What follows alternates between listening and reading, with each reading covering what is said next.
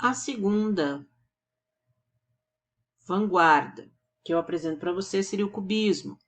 Então, em 1907, a exposição da tela As Senhoritas de Avignon provoca comoção na cena artística parisiense. Então, essa imagem que vocês estão vendo é a imagem, né, de Pablo Picasso, As Senhoritas de Avignon, que vai ser uma obra em óleo, em tela, e que, né, conforme aqui nós temos o livro didático, trouxe um impacto, né, bastante impressionante na época, o contato do público com esse tipo de obra, né, cubista.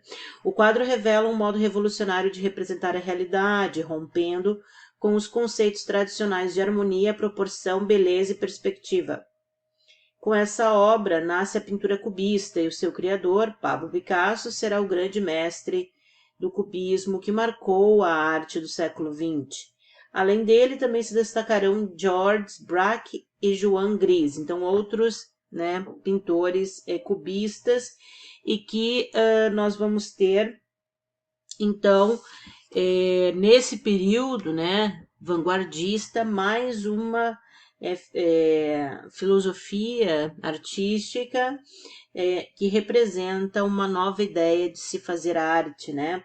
Então, nessa tela das 5 mulheres nuas, que vão exibir esses corpos e rostos definidos por formas geométricas, que é uma característica do cubismo, é apresentar as pinturas com formas geométricas, quadrados, círculos, retângulos, né, triângulos. Então a gente observa que uma das características mais fortes do cubismo é essa, ou seja, apresentar as formas geométricas como representativas de toda e qualquer imagem possível, né? A gente poderia então representar através dessas formas geométricas. Então, a deformação dá ao observador a impressão de que foram talhadas a golpes de machado. Os braços são disformes, os cotovelos pontiagudos, acentuando os ângulos. Com essa obra, Picasso destrói o mito da beleza feminina, ao mesmo tempo que alude à diversidade étnica, deixando evidente nos rostos a inspiração das máscaras africanas. Então, ele quis fazer, né, uma conexão com esse contexto cultural da África. Se você analisar essas máscaras dessas mulheres como máscaras africanas, né?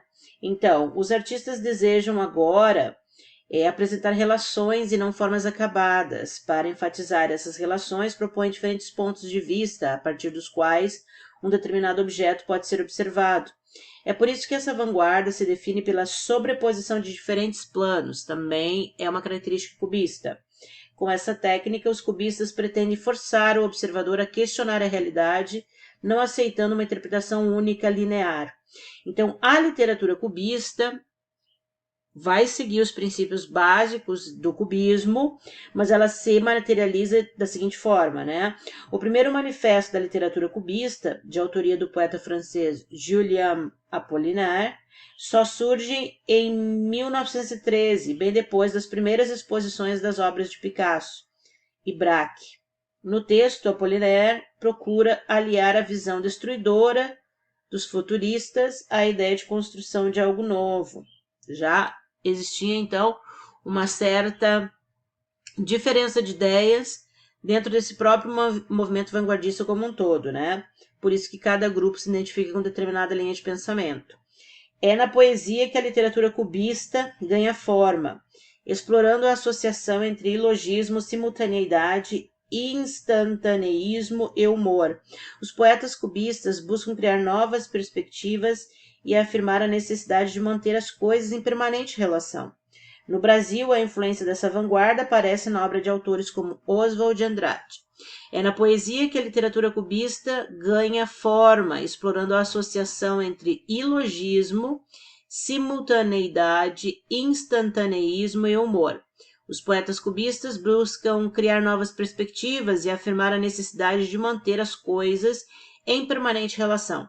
No Brasil, a influência dessa vanguarda aparece na obra de autores como Oswald de Andrade. Então, na literatura, nós vamos ter como representante cubista Oswald de Andrade. Na arte europeia, nós vamos ter Pablo Picasso, né? é um dos mais importantes pintores cubistas, ok? Então, essa seria, né, uma vanguarda, então, bastante importante que influenciou a maneira de se pensar a literatura e se pensar as artes no início do século XX.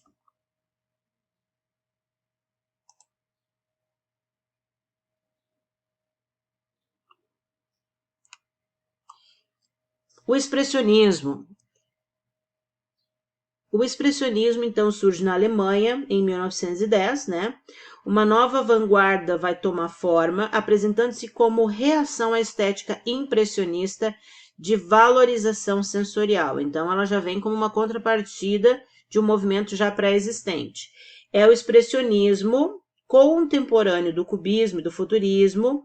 A base do expressionismo é o resultado de um processo criativo que supõe a perda do controle consciente durante a produção da obra de arte. Por isso que o próprio nome já diz, expressionismo, né? Expressar-se, é deixar fluir aquele pensamento, né? Então, deixar aquela expressão se manifestar e aquilo ali vai se transformar em arte, né? Numa produção artística. A realidade não deve ser mais percebida em planos distintos, físico-psíquico, mas sim transformada em expressão. O movimento expressionista é bastante influenciado pela Primeira Guerra Mundial e seus quadros ressaltam um lado obscuro da humanidade, retratando faces marcadas pela angústia e pelo medo. A mais conhecida tela expressionista é o Grito de Edvard Munch. Então, como essas obras representam, né, as experiências do momento, né, cultural, e político, econômico, social, enfim, do início do século XX, nós vamos ter que o expressionismo vai expressar essas marcas de angústia, porque a gente sabe que o século XX foi o século da era dos extremos, né, em função desses conflitos, das guerras, o século da eletricidade, como a gente já viu. Então foram muitas modificações, um senso destrutivo muito grande. Então tudo isso causava muita angústia, muita ansiedade, muito medo nas pessoas, e isso era refletido ou foi refletido na arte, né, e na literatura. A literatura expressionista como se deu, então? Ela se dava tentando traduzir as vivências humanas, essas experiências que eram vividas iam parar nas artes, né? Então, o único manifesto expressionista surge em 1918. Seu autor, Casimir Ed Schmidt, procura estabelecer os rumos que a nova visão impunha à literatura. O universo total do artista expressionista torna-se visão. Ele não vê, mas percebe. Ele não descreve, acumula vivências. Ele não reproduz, ele estrutura. Ele não colhe, ele procura. Agora não existe mais a cadeia dos fatos, fábricas, casas, doença, prostitutas, gritaria e fome.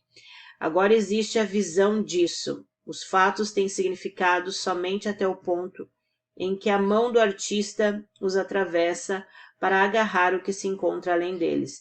Então, nesse trechinho do manifesto que Casimir Ed Schmidt produz, a gente tem bem essa reflexão, né, de que ele não descreve as coisas pela arte, pela literatura, mas ele vai acumulando essas vivências e as representando, né. Agora, ele diz, né, não vai mais existir a cadeia sendo descrita das fábricas, das casas, das doenças, das prostitutas, da gritaria, a fome, mas sim, agora vai existir a visão, o ponto de vista, a expressão, o sentimento subjetivo em relação a essas experiências, né? Então, por isso que ele diz que os fatos têm significado somente até o ponto em que a mão do artista os atravessa para agarrar o que se encontra além deles. É a expressão, né? É a expressão da opinião, do sentimento vivido a partir daquelas experiências. Então, essa é a linha de pensamento expressionista na literatura. Inspirados por essas palavras, os poetas expressionistas abordam em suas obras a derrocada do mundo burguês e capitalista, denunciando um universo em crise e a sensação de impotência do homem preso em um mundo sem alma. Então, aqui nós temos as autoras do livro dizendo que era um mundo sem alma, ou seja, o século XX explicita esse senso autodestrutivo humano e esse homem sem alma, esse homem perdido, angustiado e com medo, e querendo mudanças através da violência, da destruição, do radicalismo e do extremismo. Então, essa é a cara, né, a foto, a imagem do homem do século XX. Temas como esses garantem aos textos expressionistas um forte caráter negativista, fazendo com que muitas vezes a representação do mundo se faça de forma grotesca e deformada.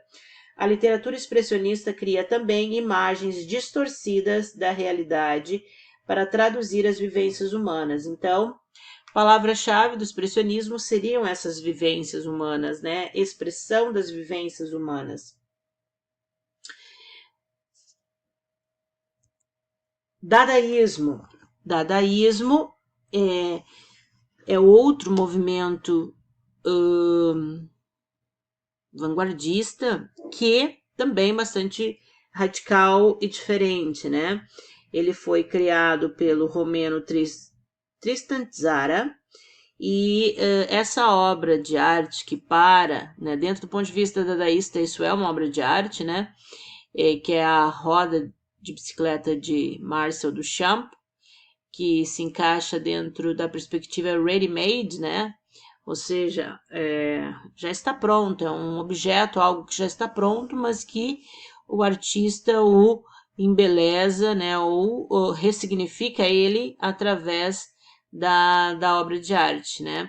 Então, em 1916, durante a Primeira Guerra Mundial, o romeno Tristan Tzara espanta o mundo com mais uma vanguarda, o dadaísmo ou Dada, a mais radical e a menos compreensível de todas as vanguardas. Por que a mais radical? Porque era bastante destrutiva.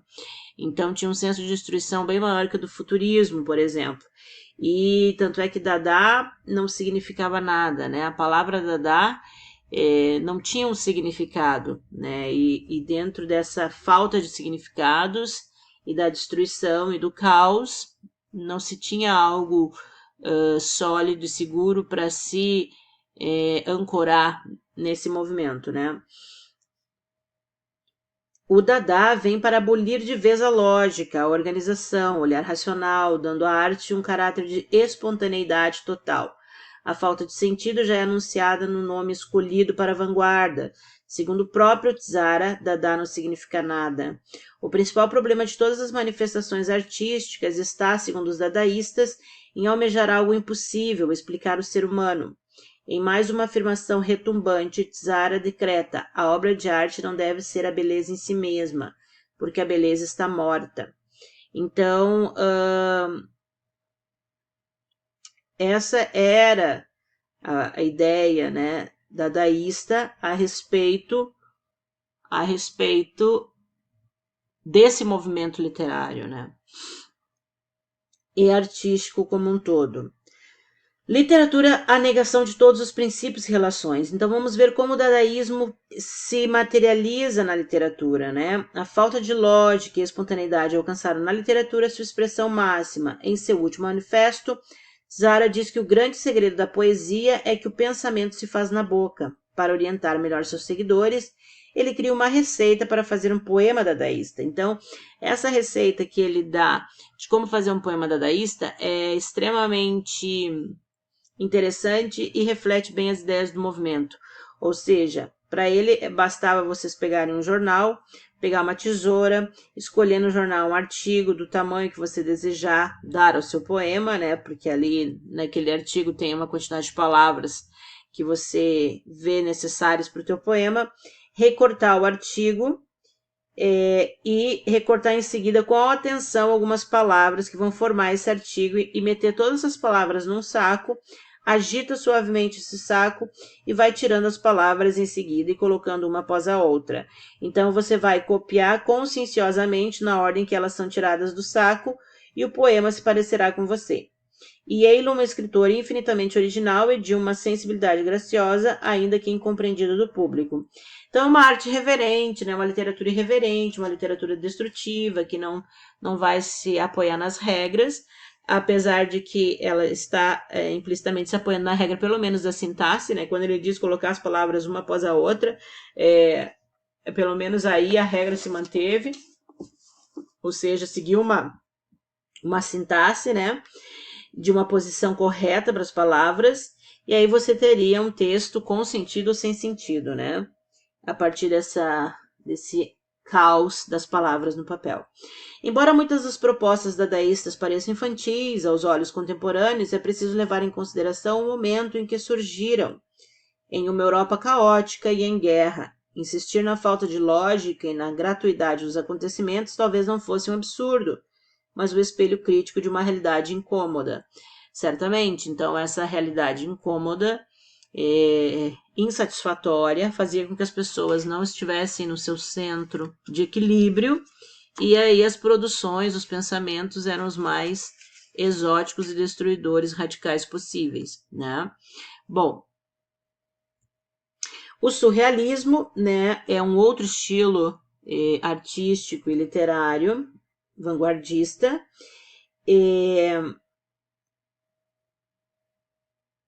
Para o ator e escritor Antonin Artaud, o surrealismo não é um estilo, né? O surrealismo é o grito da mente que se volta para si mesma. Ele definiu surrealismo dessa maneira, né? Como o grito da mente que se volta para si mesma, para o seu interior e que vai manifestar, então, esse grito, né? Fortemente ligado às artes visuais, o surrealismo é uma vanguarda interessada em adquirir um maior conhecimento do ser humano.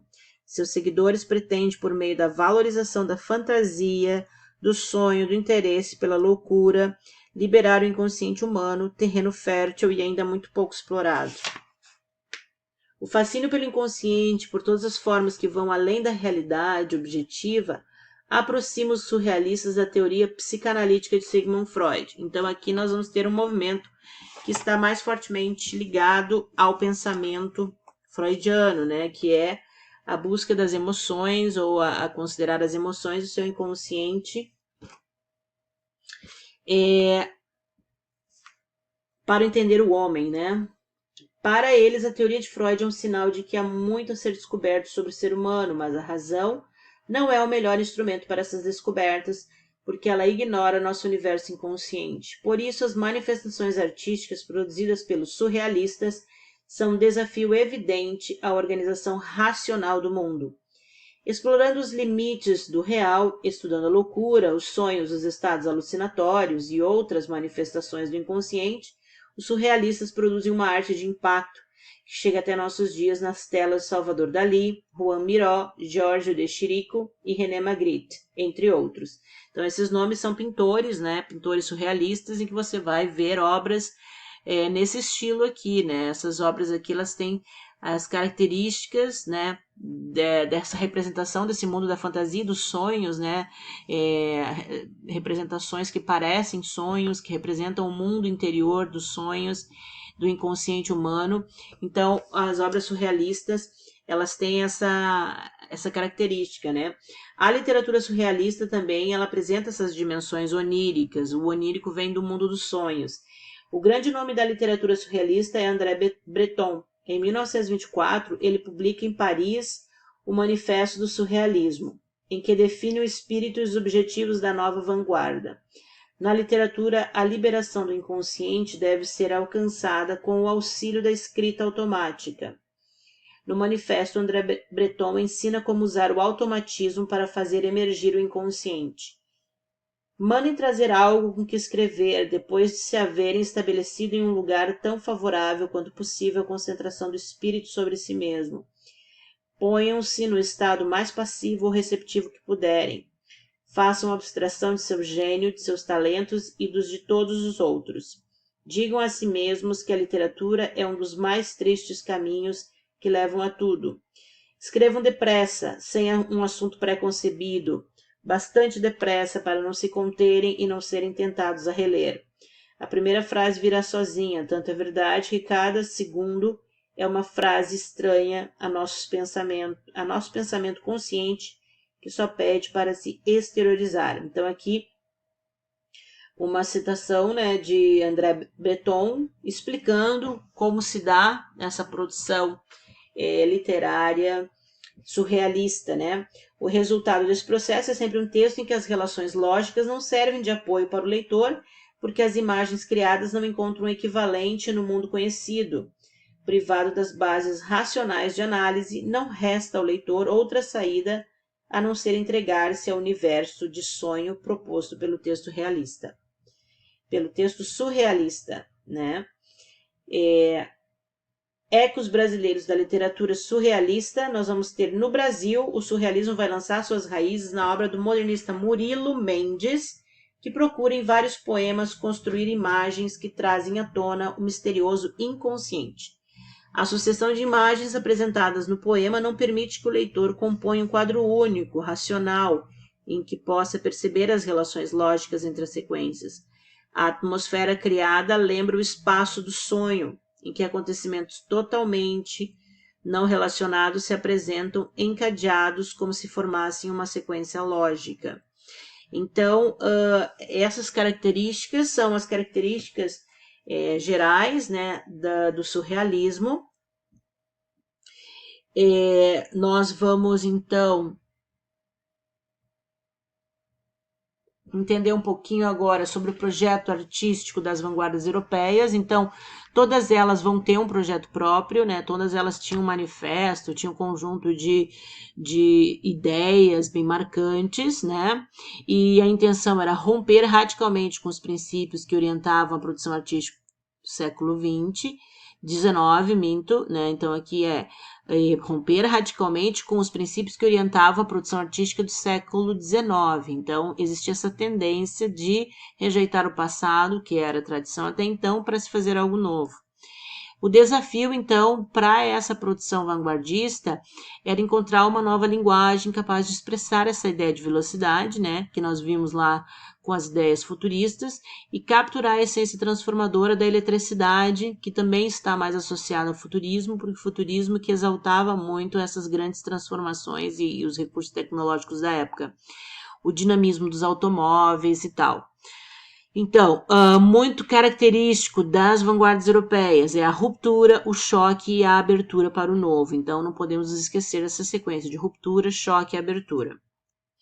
Os agentes do discurso, em relação às vanguardas, ou seja, quem produziam esses textos para os outros lerem, em termos de contexto, a capital cultural da Europa, né, era Paris. Então, e ela pulsava com a agitação característica da Belle Époque, a agitação cultural imensa e a cidade de cara nova reformada pelo projeto de desenvolvimento. Então, esse período do início do século XX, Paris estava nessas condições e acabou influenciando o pensamento, né, de muitos artistas e escritores. O contexto de produção, as vanguardas nascem em Paris, né? De Paris elas vão se espalhar para o mundo e vão chegar aqui no Brasil e influenciar os nossos escritores. Na verdade, muitos dos nossos escritores brasileiros, como eles tinham condições, tinham frequentado a faculdade, tinham uma certa estabilidade financeira, eles iam estudar fora. E lá fora eles conheciam esse pensamento europeu e traziam para o Brasil essas influências, né? Então, os líderes assumem o papel de propor e divulgar novos caminhos para a arte. Vão surgir, então, nesse contexto, os manifestos, que já referenciamos, e o contexto de circulação dessas ideias, né? Então, os vanguardistas originaram-se lá em Paris, divulgavam suas ideias nas revistas e jornais que chegavam nos outros países, chegaram no Brasil também, através dos jornais, ou através dos próprios escritores que viajavam e voltavam com essas novas ideias. As vanguardas e o público, o espírito agressivo é confirmado pela maneira horrorizada do público às apresentações. Então, quer dizer, esses artistas, escritores produziam essas obras. Agora, elas eram aplaudidas, aceitas de cara? Óbvio que não. Existia uma resistência, principalmente porque esse espírito era muito agressivo, né?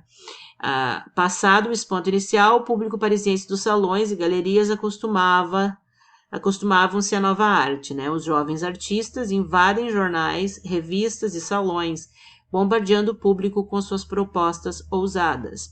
Aqui um pouquinho da obra expressionista, né, de Edvard Munch, né, que é uma obra que traz faz uma referência ao sangue no céu de Nordstrand. Então, nessa tela, o grito, as linhas retorcidas e as cores fortes contribuem para criar um clima de aflição e angústia, que parecem ecoar no grito que dá nome à obra. Em seu diário, Munch escreve sobre o entardecer de Nordstrand, cidade da Noruega, que inspirou o quadro. Olha só o que o autor diz, né, da inspiração para fazer esse quadro, que ele é marcante, famosérrimo e tal, muito bonito, né? E ele é um quadro expressionista e ele expressa essa vivência angustiante de medo dessa pessoa aí, é bem claro isso. Eu estava a passear cá fora com 2 amigos e o sol começava a pôr-se. De repente o céu ficou vermelho, cor de sangue. Eu parei, sentia-me exausto e apoiei-me a uma cerca. Havia sangue e línguas de fogo por cima do fiord azul escuro e da cidade. Os meus amigos continuaram a andar e eu ali fiquei de pé a tremer de medo. E senti um grito infindável atravessar a natureza. Então, muito angustiante essa experiência que ele teve, né? Essa experiência que ele teve foi real, ele viu o céu que parecia sangue. Ele viu sangue numa cerca. Então, a ideia da morte, da destruição, da violência estava muito forte, né? E isso foi sentido, vivido e foi registrado nesse quadro. Então, essa obra aqui é expressionista, né? E com essa explicação a gente consegue entender o contexto da obra e por que ela existe dessa maneira. Hoje a gente já tem várias releituras dela, né? Nós vamos ter várias paródias até com ela, né? Vários intertextos, mas o original e a sua história é inquestionável como é marcante, impactante, né? Para entender um pouquinho do século XX. Então, a respeito das vanguardas, teríamos isso, pessoal. Espero que tenham gostado das explanações. Qualquer dúvida, entre em contato comigo. Abraço a todos.